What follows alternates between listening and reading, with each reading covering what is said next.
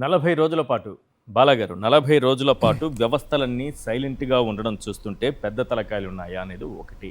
రెండోది జడ శ్రవణ్ గారు అంటున్నారు కొంతమందికి కలుగుతున్న అనుమానం ఇది ప్రీ ప్లాన్డ్ మర్డర్ అని. అట్లాంటి సంకేతాలు ఏమైనా కనిపిస్తున్నాయా అసలు ఇందులో? Sir, apparent on record, apparent on incident, apparent on the media or whatever the speculations, whatever it may be, apparent on the issue, it shows it's a conspire, pre-planned, clear. ఎందుకో చెప్పనా 48 days boss. ఇప్పుడు ఇందాక ఆయన retired SP రేంజ్లో చేశారు sir, ఆయన SHO నుంచి వచ్చారు. ఇప్పుడు నేను దాన్ని కొన్ని పాస్ట్ లాంగ్వేజ్ చెప్పాను, కాన్ కాల్ అని చెప్పేసి అని. ఎవ్రీ డే మానిటరింగ్ ఉంటుందండి పొద్దున్నుంచి సాయంత్రం వరకు. అఫీషియల్స్ ఎంతమంది అరెస్ట్ అయి ఉన్నారు, అన్అఫీషియల్ వాళ్ళు ఎంతమంది అరెస్ట్ అయి ఉన్నారు. ఇప్పుడు కొత్త BNS ప్రకారము సెక్షన్ 48 ప్రకారము arrest are detain, just touch చేసి నువ్వు ఆగు అని చెప్పినా కూడా క్రైమ్ ఉన్నా క్రైమ్ లేకపోయినా నువ్వు అతని పర్సన్ని తీసుకుంటున్నావు, యు ఆర్ మూవింగ్ అంటే you need to inform their relatives or a friend immediately. That is a duty and immediately inform to the SP office or commissionerate. చెప్పేయాలి నేను ఒక వ్యక్తిని తీసుకున్నా అని చెప్పేసి. ఒక సిటిజన్ని సివిలియన్ని పోలీస్ వాళ్ళు తీసుకుంటున్నారు అక్కడ. యు ఆర్ టేకింగ్ హిమ్ అంటే ఏంటి, అతని ఏ చచ్చిపోయినా నీదే బాధ్యత, అతనికి రోగం వచ్చినా నీదే బాధ్యత, కాలు ఇరిగిపోయినా నీదే బాధ్యత, దగ్గు వచ్చినా నీదే బాధ్యత, జ్వరం వచ్చినా నీదే బాధ్యత. నువ్వు అరెస్ట్ అంటే అర్థం ఏంటి? చాలామంది పనిష్మెంట్ అరెస్ట్ అంటే ఇట్ ఇస్ సెక్యూరింగ్ పర్సన్. నిజం చెప్పాలంటే సెక్యూర్ చేసి అని ప్రొడ్యూస్ చేయడం కోర్టుకి, అది నీ డ్యూటీ. ఆ డ్యూటీని మర్చిపోయేసి అరెస్ట్ అనేది ఒక రైటు, ఒక ఫ్లేవర్ లాగా తీసేసుకొనేసి ఈరోజు ప్రజలందరినీ భయపెట్టించేసి మీరు ఇలా చేసుకుంటూ కూర్చుంటున్నారంటే ఖచ్చితంగా ఇది కాన్స్పైర్.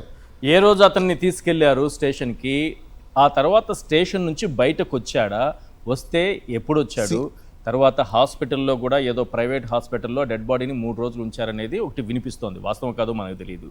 ఇవన్నీ జరిగాయంటే CCTV ఎవిడెన్స్ అనేది చాలా కీలకంగా మారుతుంది. ఖచ్చితంగా ఒకవేళ CCTV ఫోటేజ్ పని చేయట్లేదు, డిలీట్ అయిపోయిందంటే ఖచ్చితంగా it's pre plan murder, no doubt.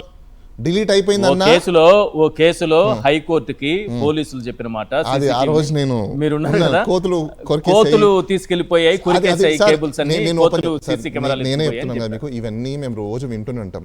వాళ్ళు బయటకు వచ్చిన తర్వాత మాట్లాడుకుంటుంటారు. ఏంటంటే సాయి కృష్ణ కేసులో కూడా కోతులు రావచ్చా? మళ్ళీ ఛాన్సే లేదు, అక్కడ కోతులే లేవు. కృష్ణలంకలో కోతులే లేవు అక్కడ రావడం.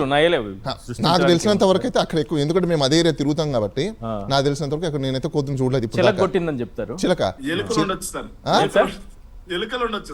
ఎలుకలు కొట్టేసాయా? అంత పైకి ఎక్కి ఎలుకలు ఇంకా స్ట్రాంగ్ అవ్వలేదులేండి. అయితే సార్ ఇక్కడ ఇంకో చాలా ఇంపార్టెంట్ పాయింట్.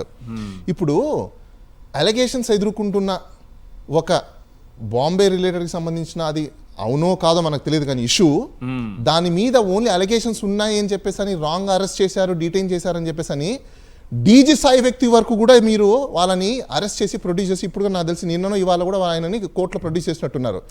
అలిగేషన్స్ ఉన్న దాని ఒక చిన్న క్రైమ్ దాని మీదనే మీరు అంత ఇంపార్టెన్స్ ఇచ్చి DG వరకు కూడా మీరు సస్పెండ్ చేసి ఈ రోజు వరకు కూడా ఆ కేసులో పెట్టున్నారు అంటే ఆంధ్రప్రదేశ్లో ప్రాణం అంటే అంత లెక్కలేకపోయినా అయిందా?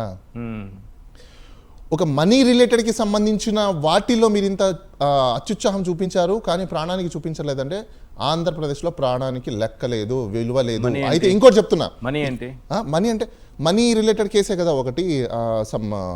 మీరు చూసే ఉంటారు, గత ప్రభుత్వంలో అరెస్ట్ తీసుకొచ్చేసారని చెప్పేసి అని కొంతమంది DG ర్యాంక్ అతన్ని IPS ఆఫీసర్లని ఎగ్జాక్ట్లీ ఆ కేసులో మరి ఎంతమందిని ఆమెకి ఇచ్చిన ఇంపార్టెన్స్ కూడా నేను అదే అంటున్నా.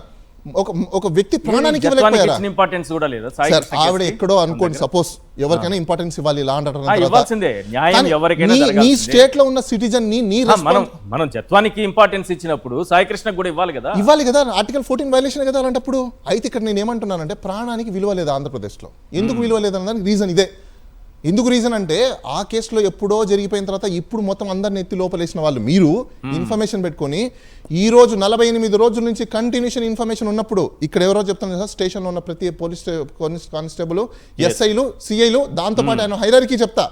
ఈయన రిపోర్టింగ్ చేసే బాస్ ACP, ఈయన రిపోర్టింగ్ చేసే ACP, రిపోర్టింగ్ చేసే బాస్ కమిషనర్ రిపోర్టింగ్ చేసే బాస్ DG కావచ్చు, additional DG law and order కావచ్చు, లేకపోతే DGP కావచ్చు.